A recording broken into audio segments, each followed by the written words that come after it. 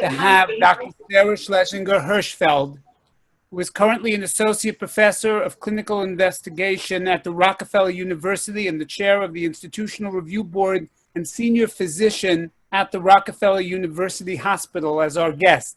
To us, she is most notably known as Jacob Hirschfeld's mom. I'll let Rabbi Steinmetz, who is going to be the moderator tonight and the senior rabbi of KJ, give more of the pedigree of our wonderful, wonderful guest. But I just wanted to thank you in advance, Sarah, for joining us, and thank you, Rabbi Steinmetz, for always sharing your wisdom and your knowledge with our community. And so, Rabbi Steinmetz, I hand it over to you. Have a good evening. So it is also my honor to introduce to you Dr. Sarah Schlesinger Hirschfeld. Kenny already gave her work bio in terms of Rockefeller University. I want to just talk about a couple of highlights that you ought to know about her. First of all, even as a 17-year-old, she was working with giants in the field of medicine. She was working in the lab of Dr. Ralph Steinman and Dr. Zanvil Cohen, and Dr. Steinman actually ultimately won a Nobel Prize, and I would say with pride, having lived in Montreal for 20 years, Dr. Steinman was a Montrealer. Another thing that should be noted is that she is a third generation of women physicians, and this is something that is very meaningful and very powerful, not only because 2 generations ago women physicians were extremely rare, but because it shows you how women's education is so important, and it is something that we take so seriously at KJ and Ramaz. The other thing that I do want to emphasize from her bio, and I'm not doing her justice because I'm really condensing it, but we are limited in time, is that she has spent close to over a quarter of century working with vaccines, and in particular in the development of HIV vaccines. She was the principal investigator on 11 vaccine trials. And that, of course, is of great interest to us, particularly when we start talking about the coronavirus. She has served as an independent corporate director of several corporations, and she is married to Ellie Hirschfeld. Together they have 10 children and 3 granddaughters, and it is a pleasure to have you with us here this evening, Sarah. So just perhaps to get us started, let's talk. I mentioned already the vaccine, and of course the vaccine is very much in the news. But I'm going to do what they do on the news programs in the evening. It's going to be a teaser.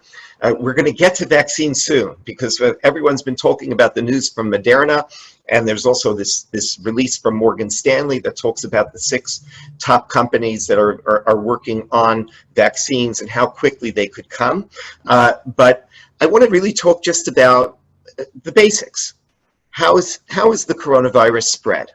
What are the effectiveness of various hygiene methods, particularly, let's say, wearing masks? And what are the implications of different spaces on contagion? So maybe let's get started just on the basics, and then how certain things may or may not be helpful and useful for this.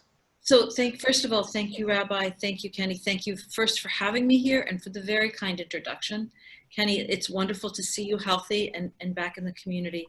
And Rabbi, I'm especially touched by your mentioning Ralph Steinman, who I went to work for when I was 17 and 30. He was 34, and he remained a proud Montrealer his entire life.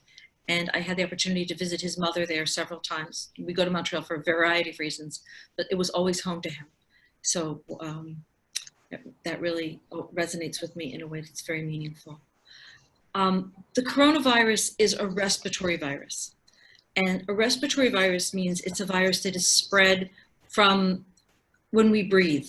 So when you breathe out, the little particles of, frankly, saliva and mucus, it doesn't sound very appealing, that come out of everybody's mouth and nose, when you cough, when you sneeze, when you speak, when you sing. Singing is apparently particularly important in transmitting this kind of virus. Those little particles carry the virus.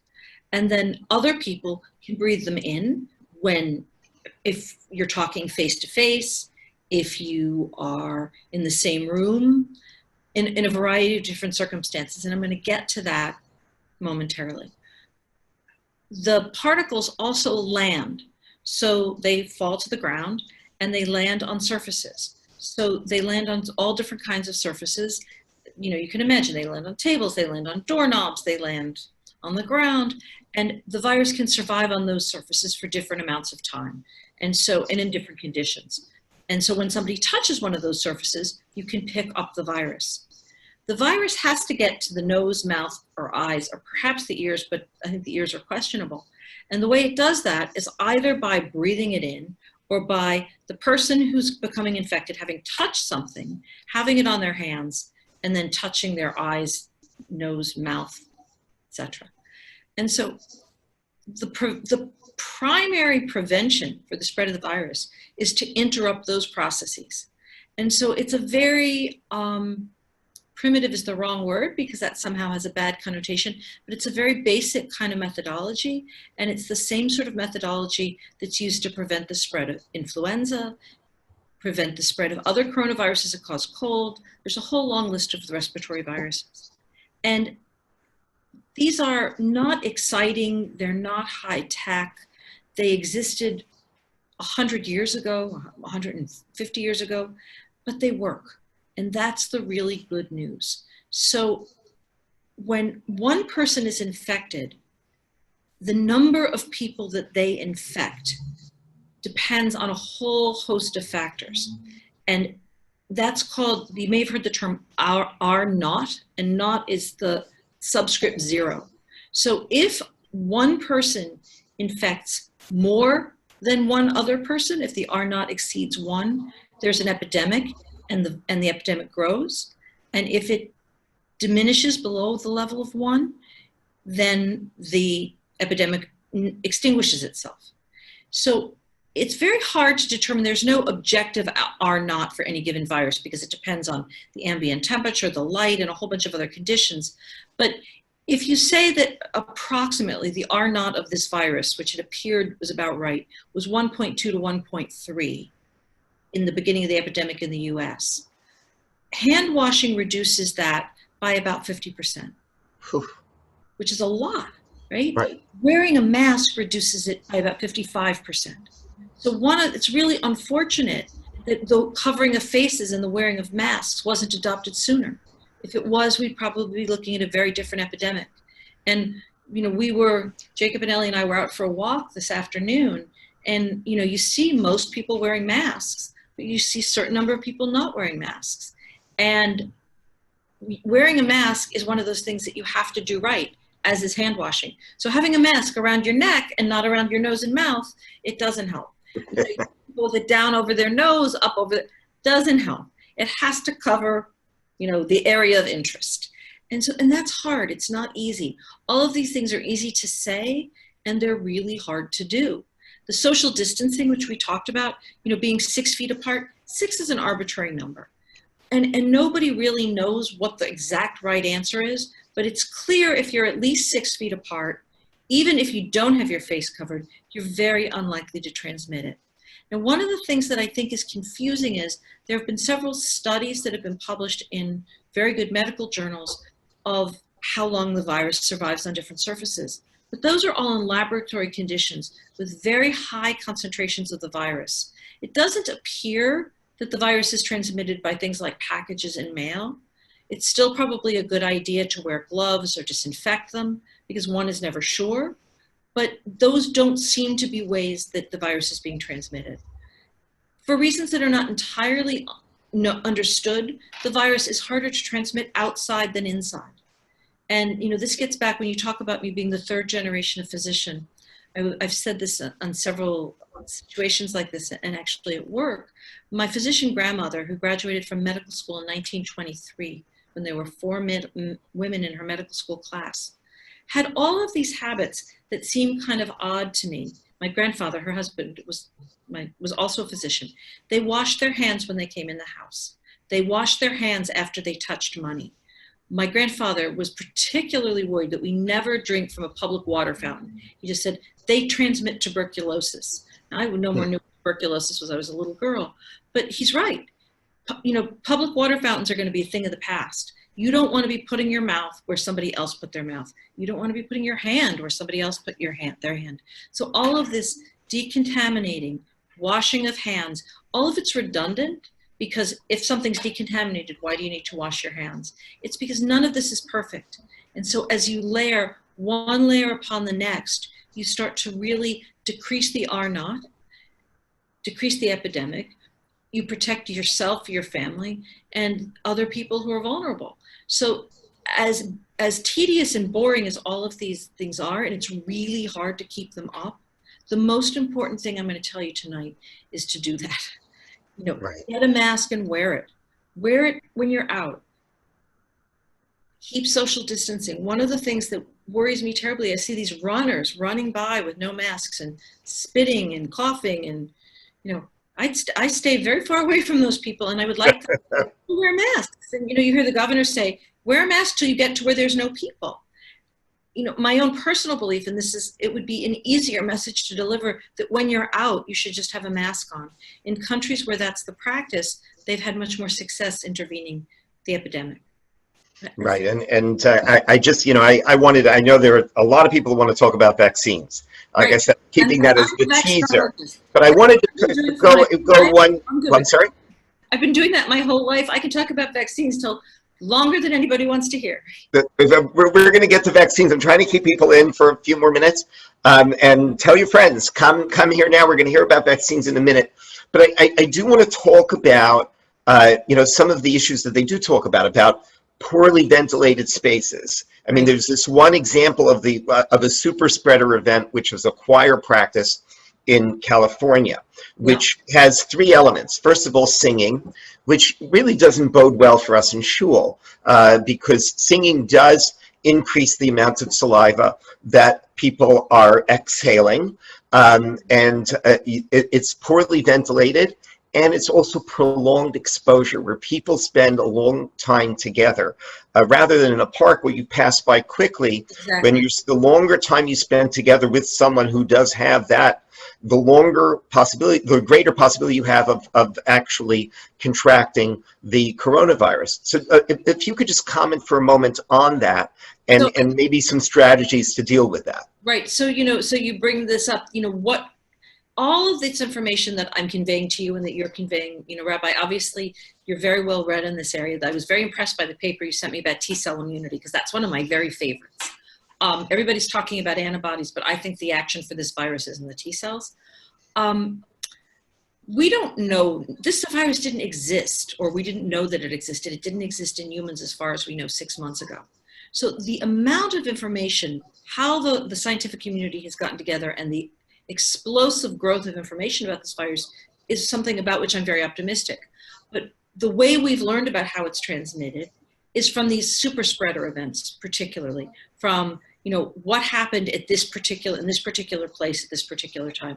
And as you mentioned, there was a choir practice in California where one person was infected, and I don't remember the exact statistics. I know that several people ended up dying, and virtually the whole choir got sick.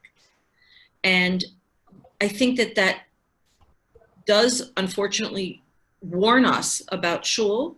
Singing is a risk. If those people had been masked, so masking does two things, right? I could get my mask and show it to you, but it prevents you from transmitting, and it also prevents you from receiving.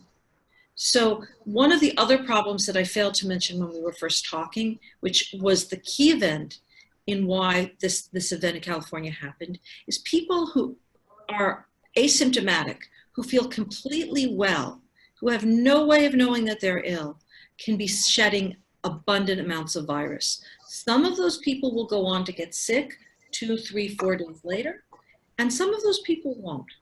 So unlike Ebola, so I worried terribly about Ebola. I worried terribly about it, and we really dodged a bullet there in my view. But one of the reasons that we dodged the bullet is once you get Ebola, you get terribly sick very fast, and you really can't travel, and you really can't go anywhere, and you have a fever. So if people, you see you're sick, people will know you have a fever. So it stops the host, the person who's sick, very soon. This virus diabolically does not. So the first thing in that room was that somebody was spreading the virus and they didn't know they were sick. The second thing is they were singing. They were in close proximity. They were closer than 6 feet apart. But with singing and as you said, they were there together for a long time. And that's another thing. When you walk by somebody in the park, there is only one documented transmission outside. It doesn't mean others haven't occurred. There's only one that's well documented in China. And frankly, I have my concerns about any of the data coming out of China because of the way that the data is shared there. But I think this case is probably correct because the history makes sense. But most people outside, and certainly in a casual contact, are not transmitting. And that's a good thing. That's a very good thing. Because what is ultimately going to allow us to open up a little bit more in advance of a vaccine that works or a treatment that works is a good method of testing and tracing. Tom Friedan, who was the city health commissioner and then went on to head the CDC, who's a very thoughtful epidemiologist, wrote an editorial in the Times that I thought was terrific, saying that lockdown is a blunt instrument and test and trace is a more delicate, finer instrument. And that's what we're moving toward. And that requires testing, which I'm happy to talk about because that's a whole morass and I've spent a lot of time on that lately. But then it also requires contact tracing. And so contact tracing in the absence of an app or electronic methods of doing that, which is another thing we can discuss, which I'm very optimistic about, but is in development, but we don't have here yet.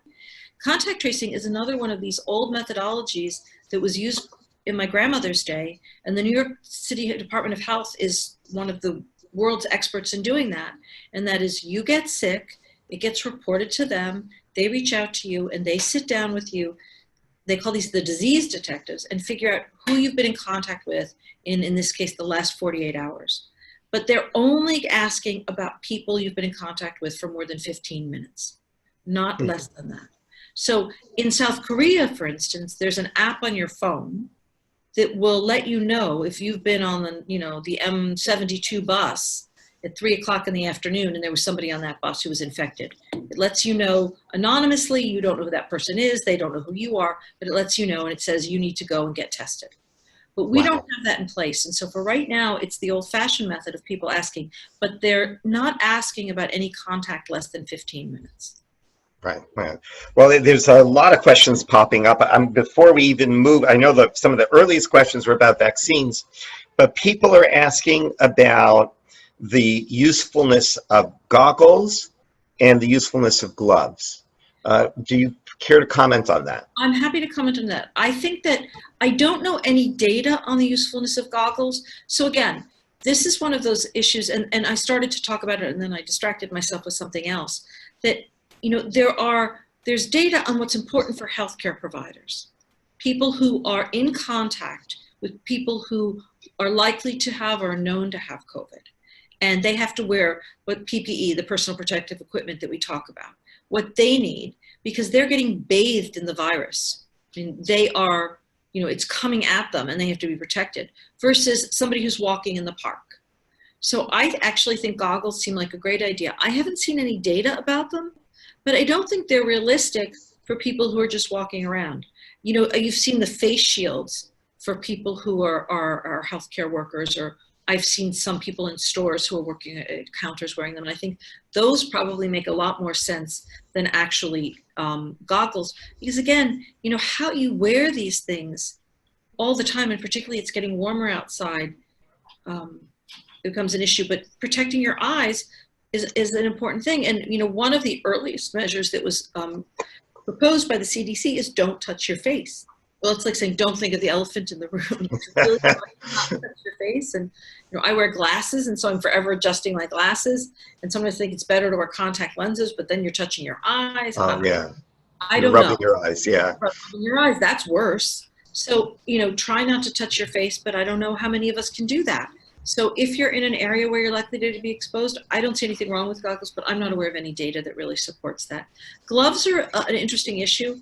I think that gloves are helpful. Again, they're certainly helpful when you're touching something that might be contaminated. But the problem with gloves and I see this, I would see this in restaurants before this all happened.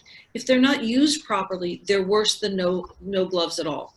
So you have to use them properly. It's like the masks. So they have to be used, then taken off, and they have to be taken off in such a way Yeah. that you don't touch the contaminated surface. So Right, you go underneath, right, and you roll it off, yeah. and then you pull them off with the glove finger and you sort of snap, and you've got like a little bundle. And there are videos of how to do that. I'm sure I could find a link to one. When you go to medical school, they teach you that like the first day. But, how useful they are, I don't know, but they seem like a very good idea to me if you're going to be touching packages or mail. I can tell you, I've been wearing light, they're not cotton, they're like Lululemon yoga fabric gloves out because it's been a little bit cool. And I feel it's just sort of a reminder to me not to touch my face, not to touch surfaces. Again, one of those things that, when my grandmother, I was saying that there were all these things they did. They washed their hands, they kept their coats in a closet, and they didn't bring them to the back. The beds were covered in bed covers, and you didn't sit on the bed with clothes you'd worn out in the world, because they were physicians before they were antibiotics. And so they were mostly worried about bacterial disease.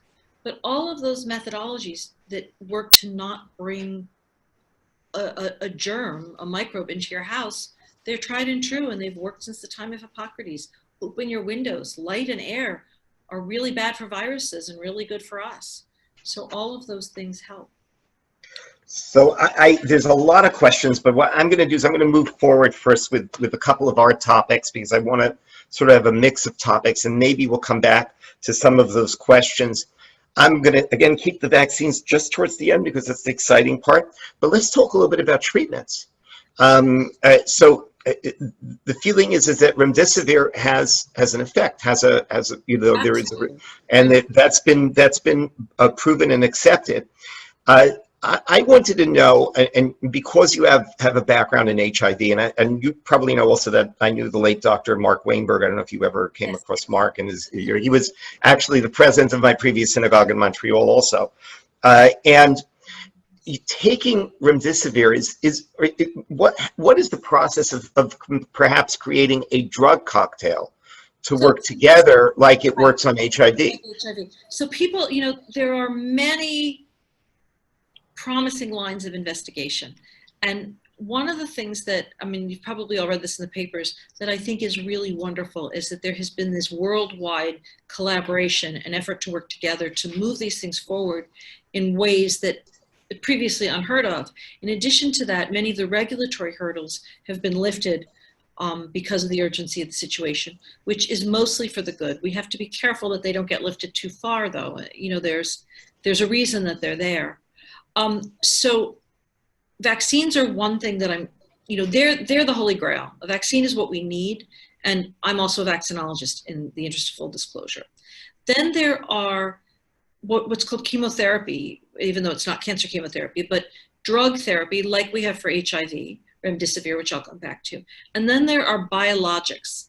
And biologics are, I'm sure some of you who've recovered have donated plasma. So biologics are the most basic one, and again, this is an over 100-year-old method, are the administration of plasma, or originally whole blood, from people who've recovered from an infection. And it works. It's approved, it works, and it's being done all the time. Now, the problem with that is it's not really scalable, because you need, I think my understanding is, one individual donation is 3 treatments. And so many people need more than one treatment. So you're not, and particularly as the epidemic wanes, God willing, it's not going to be a scalable methodology. So several companies, including Regeneron and Tarrytown, and colleagues of mine at the Rockefeller, and several other groups, are working on isolating the sequence for the neutralizing antibodies. So there's a whole bunch of antibodies. Some of them are good, some of them are less good when in a normal response, but finding the very best, the highly neutralizing ones, from the cells that make them, from somebody who's recovered, then getting the sequence, the order of the DNA, and then using that to manufacture synthetic antibody. So it's what's called a biologic. It's a drug. It's not actually derived from a person, rather derived from the information from a person. So it has the effect of the convalescent serum, but it's both scalable and a drug. So there's no chance that any other disease would be transmitted, and it can be made at scale. It can be frozen and shipped and all of those things. So that, in my mind, is probably the first of the treatments that's going to come online, you know, beyond remdesivir, because that's really an engineering matter. I know, and there's a cocktail. I know Regeneron has a cocktail, so, you know, several, I don't know if it's 3 or 4 of those antibodies that they're planning on putting together. And I don't know the state of those clinical trials, if they've started clinical trials yet, but I know that the antibodies have been isolated and they're working toward that very rapidly.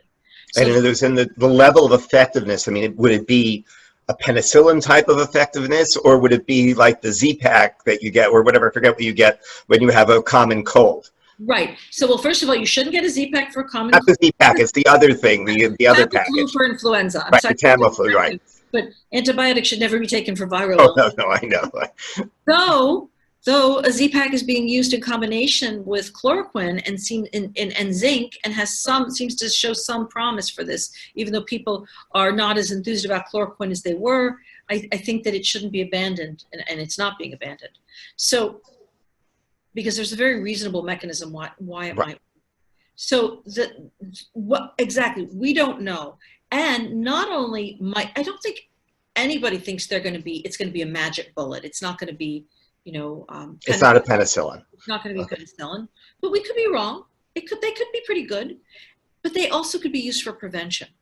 So they can be engineered in such a way that they can last a pretty long time, like 6 months. And so maybe you could get an injection of one every 6 months until there's a vaccine, because a vaccine, you make your own immunity. This confers a synthetic immunity, but that's okay if it works. And the other thing to remember, Rabbi, and everybody else, is that what we need is, it doesn't need to be penicillin. We don't need to not get sick. And this gets to vaccines too. What do you need a vaccine to protect from?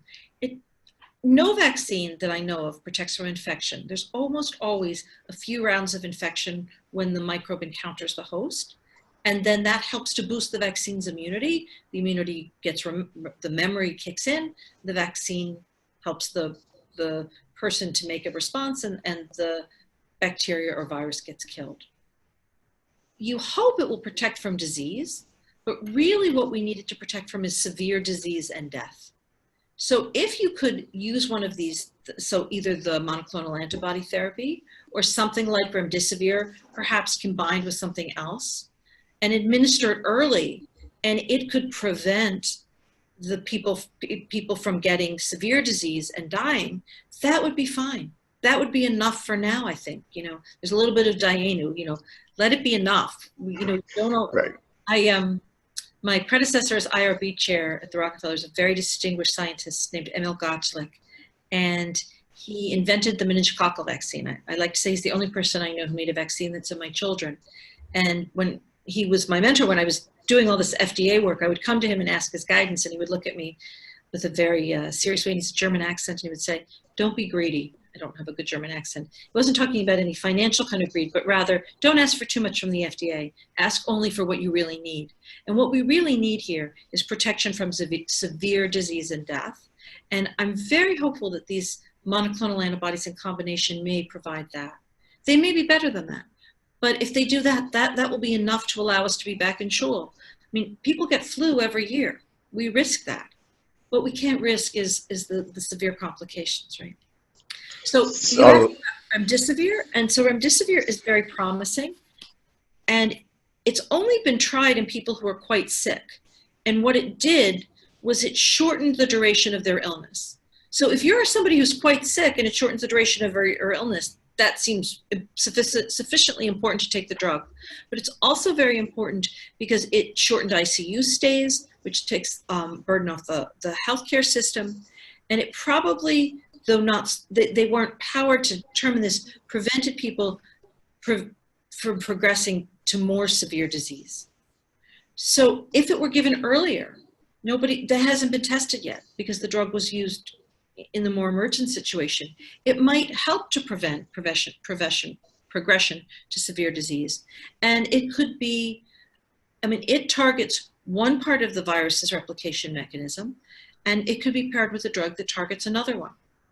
And as you said, like with the antiretroviral therapy for HIV, which has, changed the world of HIV. Right. I mean, it basically controls it. It does. It does. Yeah. In New York, if you are a 25-year-old man with HIV, your life expectancy is longer than a 25-year-old man without HIV. Exactly. It's crazy, right? The reason is people who have HIV see a doctor every 6 months. Yeah.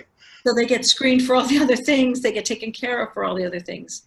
So it's an irony, and it's only in a place with good health care. But it speaks to how effective that treatment is. And I was an intern at Jacobi Hospital in 1985 in the Bronx. And, I'll never forget watching I was 25 and people my age were dying before me, and there was absolutely nothing we could do but be there for them. And, that's probably the reason that I've spent my career, or part of the reason I've spent my career working on a vaccine for HIV. And,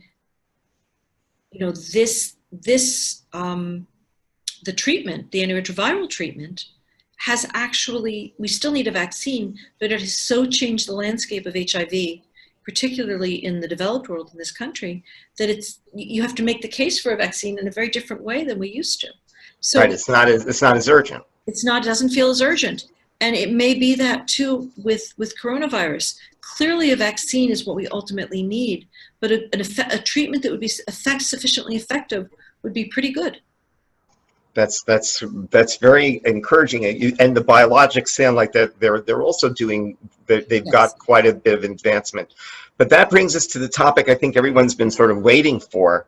Okay. Because of the Moderna announcement this morning, and like I said, there was this other report that Morgan Stanley went through the six top contenders amongst the vaccines. There's a Chinese one from CanSino, and there's a British one with AstraZeneca, and there's a Pfizer one, and there's of course the Moderna one, and I think there's one from Johnson & Johnson. So this is of course the focus of Operation Warp Speed. Right. And in contrast to HIV, which really is, the vaccine isn't there, and we're talking about decades of work. Here we're trying to sort of put a vaccine together in a matter of months. And of course, they've cut all the red tape, and they're moving from phase 1 to phase 2 very rapidly. But if you could perhaps just give people a sense of what's going on. Why are there more than 100 contenders? What exactly is the difference between these 6 groups? Is it just different companies, or is it different technologies? And how does this all work? And what does this mean for the average person in the street? So the first thing is, this is all good. The last thing I read is there are 126 serious vaccine candidates, and I didn't even see the whole list. I don't know how many there are. That's a lot of shots on goal. And when you ask the 6 most promising ones, they're all different technologies. So the first thing is, why am I optimistic that we'll have a vaccine? And it's not going to be a few months, unless the Moderna one works, and I'll explain that momentarily. It's not going to be months. It's more likely going to be about a year, even if you do everything as fast as you can. And there was a wonderful article in the Times that showed the usual timeline for the clinical development of a vaccine, which is nearly a decade, and where you can shrink things down and sort of where you can't. And it was a series of graphics. I sort of sent it to everybody who I knew. So I probably didn't send it to you because I don't like to bother you. You did. You sent it to me too. It was very effective. And I thought, it's actually wonderful for teaching vaccine development, because there are all the steps, which are many and hard. And many of the steps that are hard are not things that you would think of as being hard. And I'll get to that in a minute. So the good news is there are lots of shots on goal. The even better news is this is a virus that is likely to be susceptible to vaccine immunity. It certainly looks like that, and that's the best news of all. So with HIV is a chronic infection, and the natural immune response we make as human beings doesn't clear the virus. So the way most vaccines work is to mimic natural infection. that you fool the body, if you will, into thinking it's been infected. Well, if natural infection doesn't provide sufficient protection, that doesn't work. And so the ability to make vaccines for the chronic infections, which are HIV, TB, and malaria, from an immunologist point of view, which is what I am, I'm not a virologist, I'm an immunologist, it's a whole other kettle of fish. It's much harder. And that could be a whole discussion for another day. I promise if anybody wants to hear about it, I can talk a long time, but I'm going to just leave it at that for now for this discussion.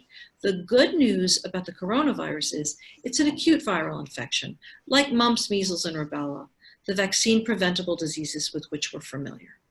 And so it's very likely that most people who get infected make an immune response that protects them from further infection with the virus, at least for some period of time. We don't know how long, and that's an open question.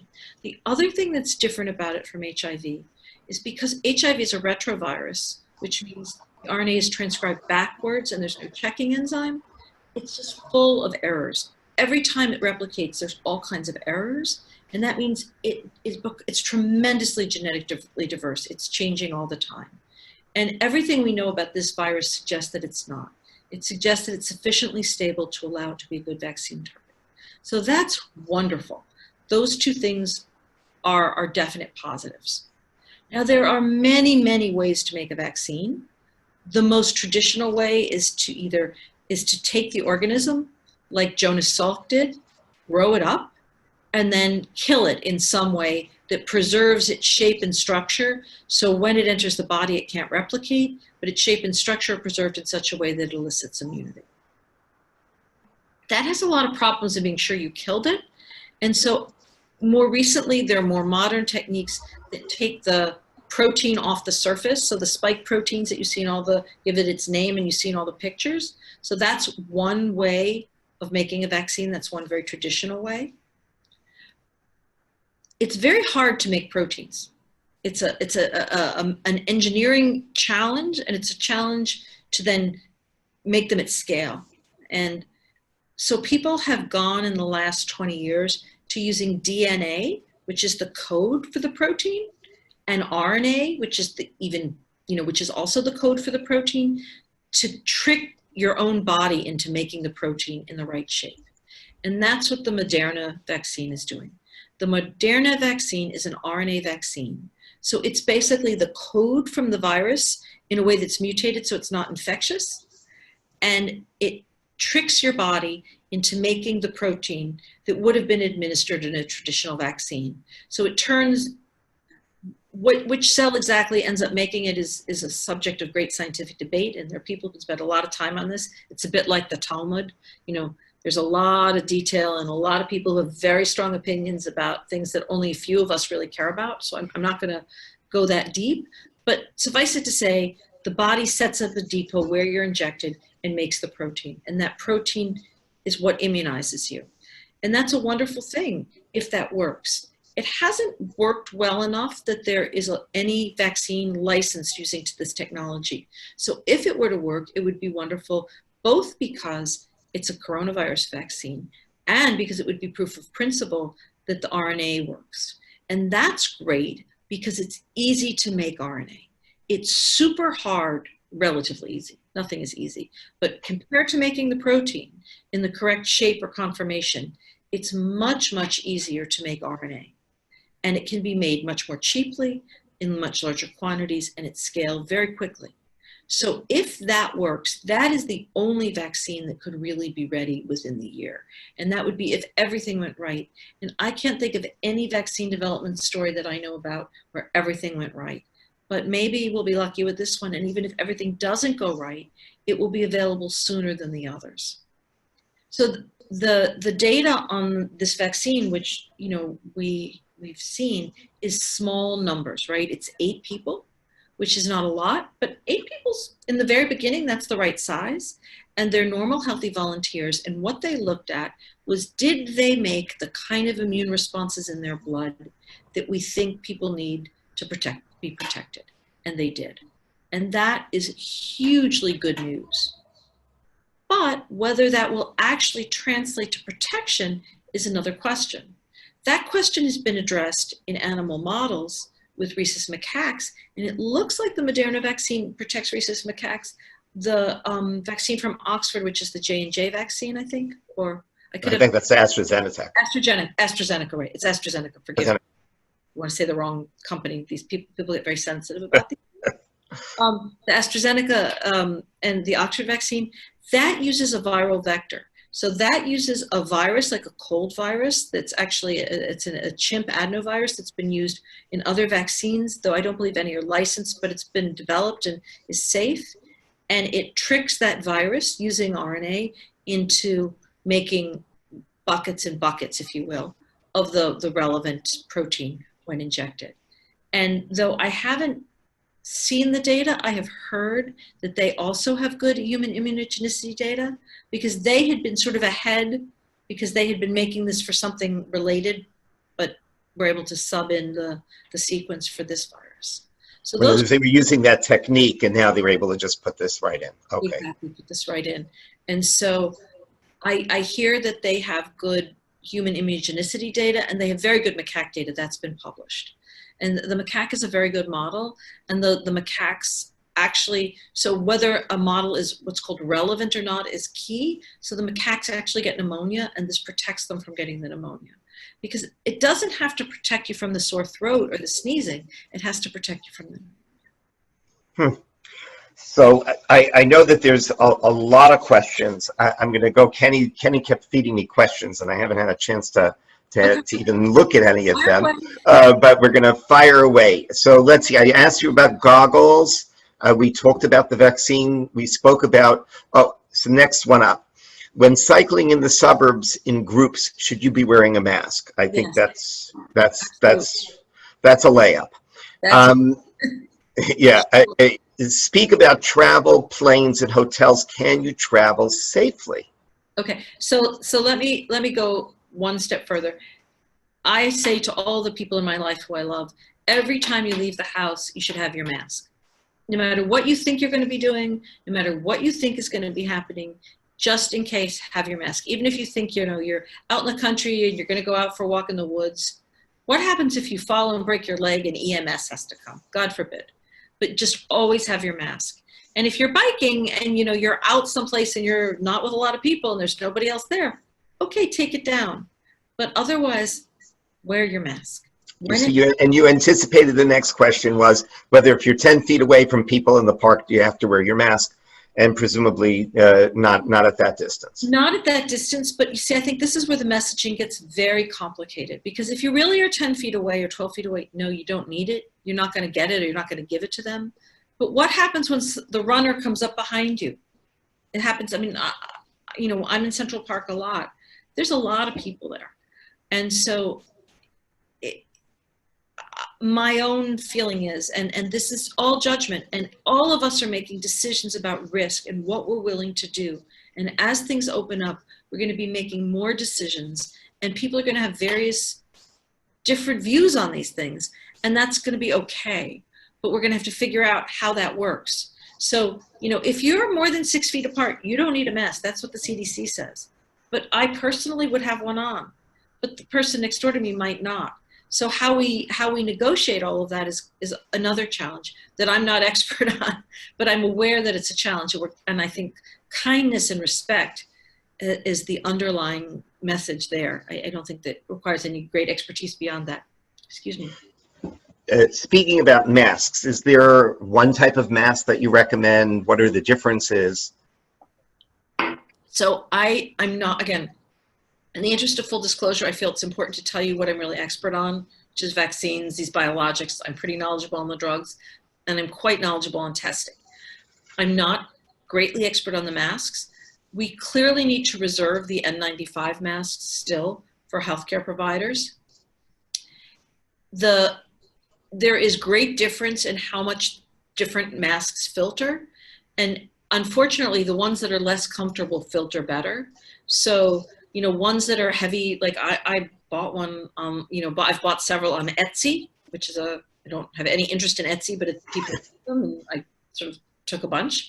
And some of them are more comfortable, but they're thinner fabric. And I know that things get through them faster. So you probably need 3 layers. You need like a canvas layer, and then the nicer ones have like a softer cotton layer that goes on your face. And then they have an intermediate layer, and there's all sorts of debate, you know, paper towels, coffee filters. You don't ever want to have like the paper towel or coffee filter thing on your nose, because you don't want to be breathing in those little filtery particles either. Again, we've been able to buy just online some sort of surgical masks, not N95 masks. They seem to be available now. That seems to be what the city's passing out. Those have 3 layers. Those are quite good. Again, it's about how you wear them. Right. You push it down on your nose. Push it down on your nose, over your chin, all the way over. You know, right. All sort of, you know, we're all walking around the city. You see all the various ways. A scarf, you know, so if an N95 mask, it's called that, filters out 95% of particles. And a well-worn surgical or fabric mask. And surgical masks used to be fabric. So when I was a child, you know, my grandparents had surgical masks. My grandfather was a surgeon. They were made of fabric and they were washed. And even when I was a doctor in training in the 80s, there were some older doctors who still liked to wear the fabric ones because they were more comfortable than the paper ones. So those filter out, I don't know if it's 55 or 60% of particles, maybe a little bit more. But if you just put a scarf over your face, I think it's only 30%. So a scarf is really less good than a well-applied mask. And I guess if you doubled it up in some way, it would be different. But that's just like a bandana folded in. Right. There's a lot more. I'm just going to maybe pick 1 or 2 because the hour is late. Right. And actually, I'm going to do one that's here and one that I would like to add of my own. In terms, if you have a positive COVID test, would you need the vaccine in the future? Would there perhaps even be a problem with taking the vaccine? Okay, so those are 2 separate and wonderful questions. So the first thing, and let me just unpack it a little bit. There are lots of issues with testing. And so let's take the case that we're discussing as somebody who actually was ill, had a test, and it all made sense. So not just an arbitrary test result, but somebody who got sick, recovered, and then had a positive test for antibodies. How long those antibodies last, nobody knows. And how long they're protective, nobody knows. And if somebody like that should be vaccinated, certainly it would be unlikely that somebody like that would be in the first group of people to get vaccinated. Because remember, these things are going to be hard to make in the beginning. And there are not going to be enough of them. So one of the real challenges that we're going to be facing in 6 months or a year, whenever there is a vaccine, is who gets it and how is that priority set? And it's not going to be pretty, and it's going to be very complicated. There was an article in the Times about Sanofi is making a vaccine, but NIH, that's the one with NIH, and NIH has put a lot of money into it. And so part of their contract is that the vaccine will be provided to the US first. And the French government is up in arms about that, as one can understand. But how these things get provided is not simple at all. So it would be unlikely, I would think, that somebody who had recovered from COVID and had an antibody would even be in the, you know, first or second group of people would be considered. I think that the question that you're really asking is, is it safe for them to get a vaccine? Is there a risk of what's called antibody-mediated viral enhancement? So you hear people talking about this. And what this is where a second infection is more severe because the antibody that you have doesn't protect you, but rather potentiates the infection. And this is the thing that keeps all vaccine developers for every vaccine up at night. As far as I know, and this is something I know a lot about, this is well documented in dengue virus. And I could explain exactly why, but in the interest of time and everybody not falling asleep, I shan't. But it's well documented, and it in fact has stopped 3 dengue virus vaccine trials that I know of, and has been extremely complicated in the development of the dengue vaccine that's been developed in the Philippines. And there were huge protests about it because in certain populations, in certain populations of children, it was actually worse for the children who got the vaccine than those who didn't. And that is the last thing you want to do with the vaccine. So it's not a theoretical problem, particularly with dengue and the viruses related to it, which are called flaviviruses. Zika is one, yellow fever is one. Coronavirus is not a flavivirus. it's not, there's no reason to think that antibody-mediated viral enhancement will occur. People have raised the specter of it, but as far as I know, there's no data to support that. So it's something that everybody's going to be following really carefully. Everybody's worrying about, but I don't believe on my list of many worries that it's up that high. All vaccines, all antiviral vaccines are developed with the notion that some of the people who receive them will have already had the infection, and they have to be safe in that population. Just as all HIV vaccine candidates have to be safe in people who have HIV, because when you scale up, you can't screen everybody, right? So, and particularly with this virus, where there are many asymptomatic infections, it may be that plenty of people who don't think they've had it have had it.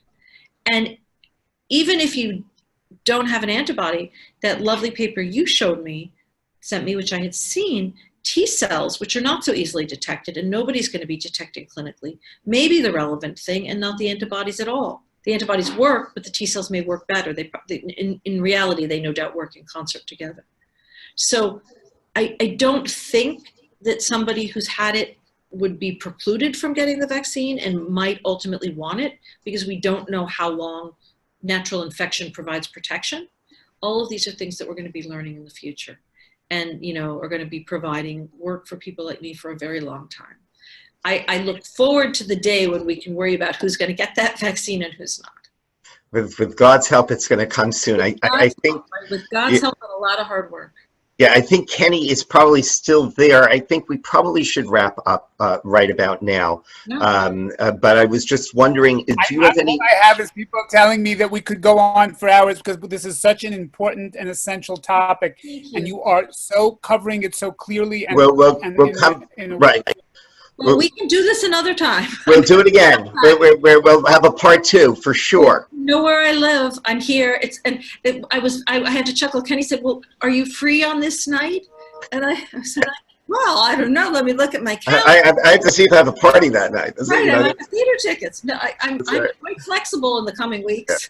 Yeah. So most of us have a little bit of time. I wanted to sort of just ask if you have anything you would want to say in conclusion, and I just have a word I want to say as well. So I do have one thing that I want to say in conclusion, and that is, and I don't actually generally use notes, but I want to say this, that as comfort, I've been reading a lot about Churchill and the Blitz.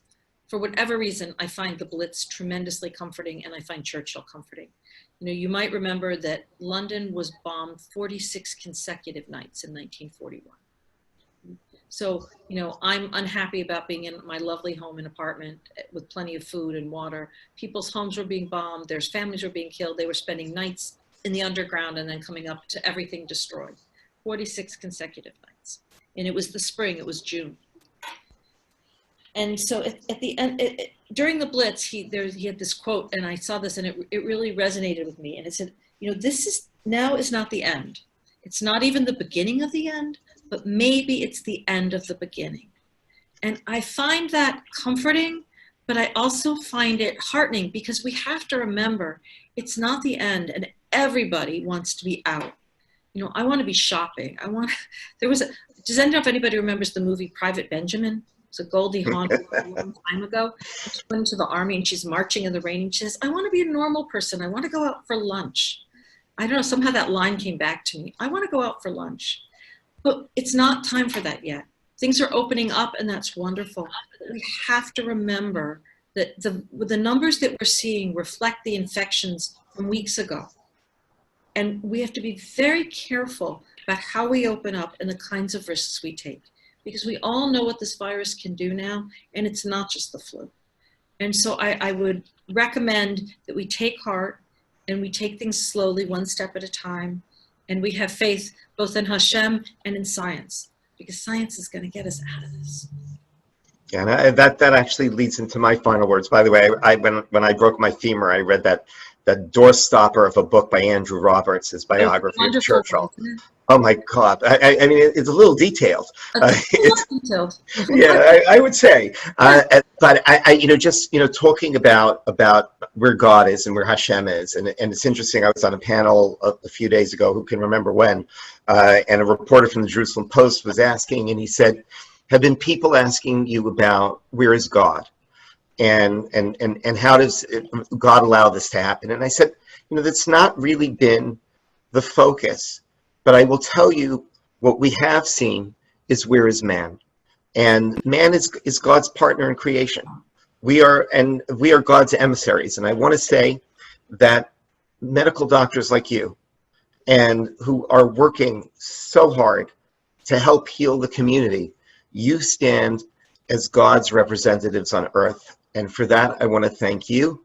And I want to thank all of those who are there on the front lines in the hospitals, the doctors and the nurses and the orderlies and all of the staff. We thank you because you are doing God's work on this earth. So thank you so much. And so are you, Rabbi. I'm here to tell you that you're doing God's work. But it's comforting. And you know what? There's no question that God is in the lab. No question at all.